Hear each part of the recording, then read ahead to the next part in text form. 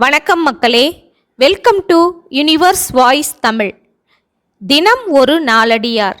இன்று அறத்துப்பால். தலைப்பு செல்வம் நிலையாமை.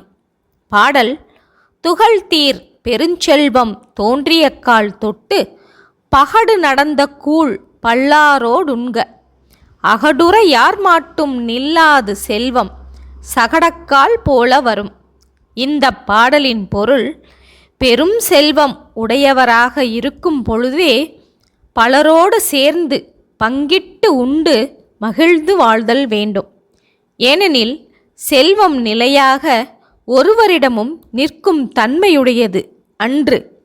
அது வண்டிச் சக்கரம் போல மாறி மாறி வரும் தன்மை உடையது. எனவே செல்வத்தை பகிர்ந்து உண்டு வாழ்ந்து மகிழ்ந்திருத்தல் வேண்டும் என்கிறது இந்த